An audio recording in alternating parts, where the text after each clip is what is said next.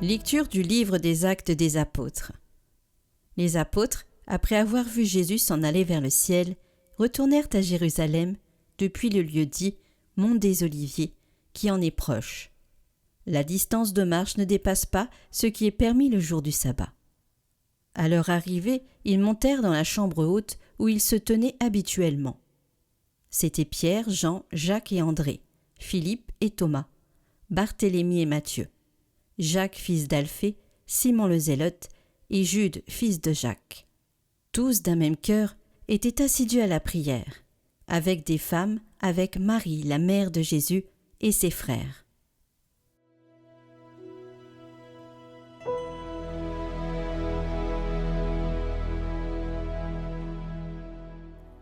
J'en suis sûr, je verrai les bontés du Seigneur sur la terre des vivants. Le Seigneur est ma lumière et mon salut, de qui aurais-je crainte? Le Seigneur est le rempart de ma vie, devant qui tremblerais-je? J'ai demandé une chose au Seigneur, la seule que je cherche, habiter la maison du Seigneur tous les jours de ma vie, pour admirer le Seigneur dans sa beauté et m'attacher à son temple. Écoute, Seigneur, je t'appelle. Pitié, réponds-moi. Mon cœur m'a redit ta parole. Cherchez ma face. J'en suis sûr, je verrai les bontés du Seigneur sur la terre des vivants.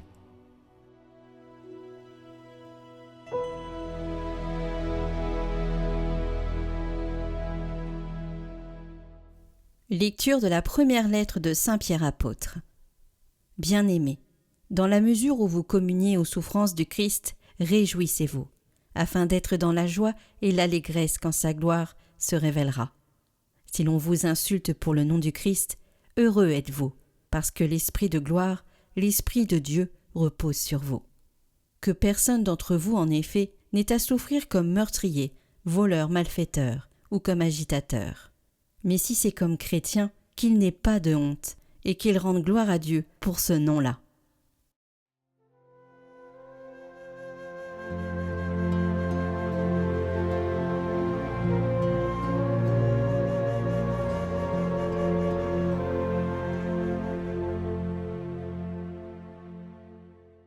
Évangile de Jésus-Christ selon saint Jean. En ce temps-là, Jésus leva les yeux au ciel et dit : Père, l'heure est venue. Glorifie ton Fils, ainsi que le Fils te glorifie. Ainsi, comme tu lui as donné pouvoir sur tout être de chair, il donnera la vie éternelle à tous ceux que tu lui as donnés. Or, la vie éternelle, c'est qu'ils te connaissent, toi, le seul vrai Dieu, et celui que tu as envoyé, Jésus-Christ. Moi, je t'ai glorifié sur la terre, en accomplissant l'œuvre que tu m'avais donnée à faire. Et maintenant, glorifie-moi auprès de toi, Père, de la gloire que j'avais auprès de toi avant que le monde existe. J'ai manifesté ton nom aux hommes que tu as pris dans le monde pour me les donner. Ils étaient à toi, tu me les as donnés, et ils ont gardé ta parole. Maintenant, ils ont reconnu que tout ce que tu m'as donné vient de toi, car je leur ai donné les paroles que tu m'avais données. Ils les ont reçues. Ils ont vraiment reconnu que je suis sorti de toi, et ils ont cru que tu m'as envoyé. Moi, je prie pour eux. Ce n'est pas pour le monde que je prie, mais pour ceux que tu m'as donnés, car ils sont à toi. Tout ce qui est à moi est à toi, et ce qui est à toi est à moi, et je suis glorifié en eux. Désormais, je ne suis plus dans le monde. Eux, ils sont dans le monde, et moi, je viens vers toi.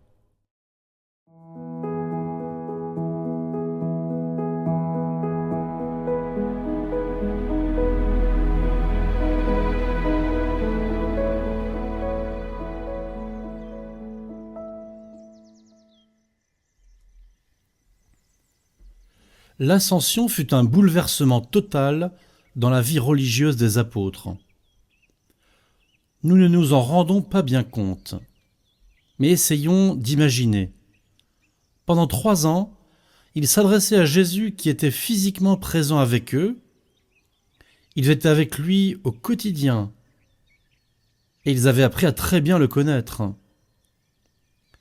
Bien sûr, la compagnie de Jésus prolongée les a profondément marqués, transformés même.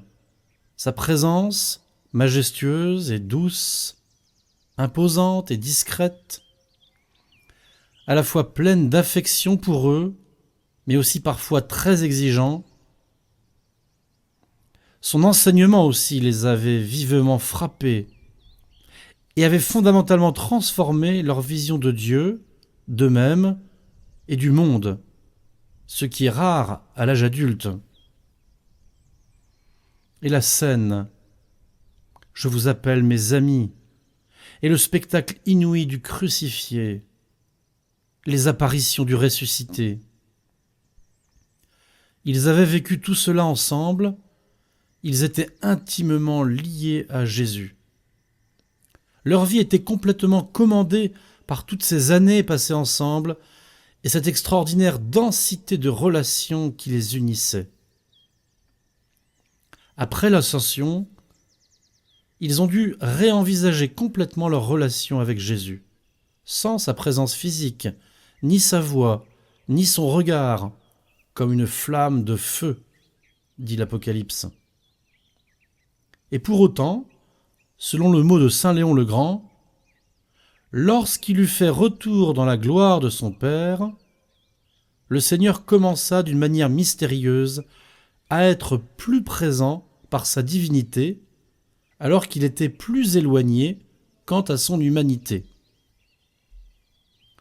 C'est dire l'intensité de leur vie mystique, si Jésus dans la gloire du Père leur paraissait plus proche, plus présent que quand il était avec eux. Cette puissante présence de Jésus ressuscité était non seulement une expérience spirituelle personnelle, mais aussi un nouveau lien qui les unissait entre eux. Jésus, comme tête de l'Église, se manifestait à eux dans un sentiment nouveau d'être unis les uns aux autres par des liens spirituels. Il se savait son Église, un seul corps, une seule âme. Tous, unanimes, dit les Actes des Apôtres, ils participaient assidûment à la prière avec quelques femmes, dont Marie, mère de Jésus, et avec ses frères. Tous, unanimes, quelle force dans leur communion! Assidus à la prière, quelle ferveur dans leur prière! Le terme grec exprime la ténacité et la constance de l'action. Assidu, accroché à la prière. Saint Paul parle souvent en ces termes de la prière.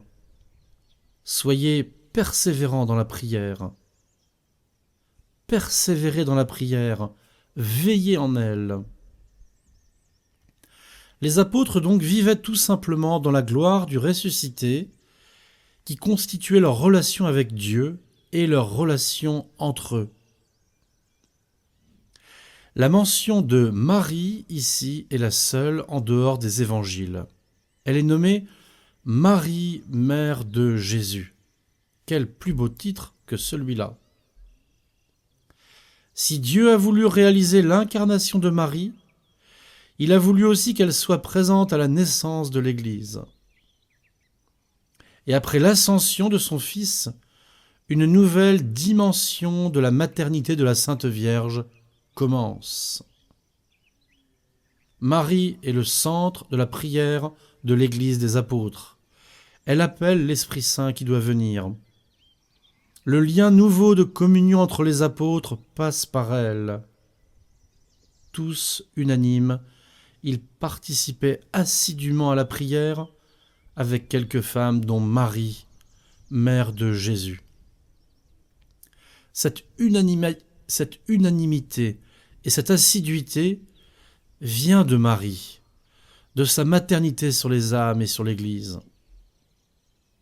Les apôtres au Cénacle ont les yeux fixés sur la mère de Jésus. Ils la regardent, habitées par l'Esprit Saint. Elle les regarde et les enfante par son regard et sa prière, par sa présence qui ressemble tellement à celle de Jésus, à la fois physiquement et spirituellement. Ce nouvel ordre de relation, qui constitue la relation de foi avec Dieu en Jésus, retourné dans la gloire de son Père, et qui constitue aussi la relation de communion dans l'Église, passe en Marie. Chers frères et sœurs de Catoglade, cette semaine qui nous prépare à la Pentecôte, pendant ce mois de mai, est une belle opportunité de rester unanime, assidus dans la prière auprès de Marie. Travaillons à la communion fraternelle entre nous en Marie. La tiédeur de notre foi et les ferments de division nous menacent plus que jamais. Luttons contre ces germes avec Marie et par elle. C'est la mère qui crée l'unité dans la famille. C'est elle qui nous relie à Jésus et par lui à la Sainte Trinité.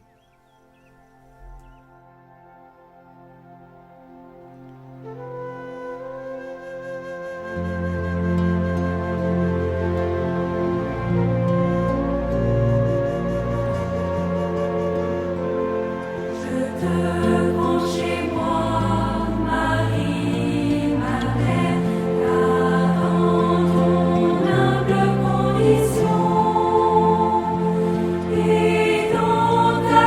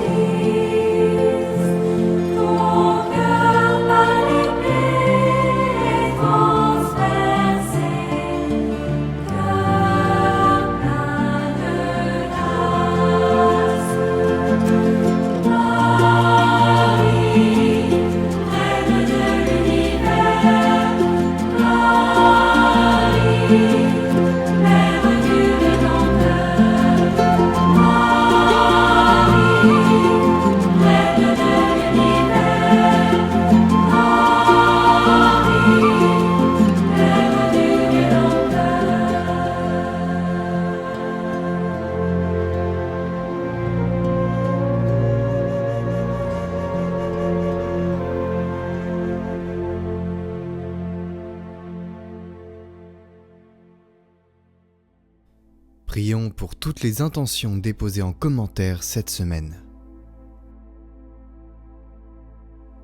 Notre Père qui es aux cieux, que votre nom soit sanctifié, que votre règne vienne, que votre volonté soit faite sur la terre comme au ciel.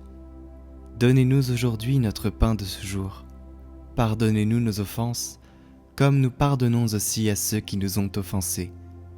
Et ne nous laissez pas entrer en tentation, mais délivrez-nous du mal. Amen.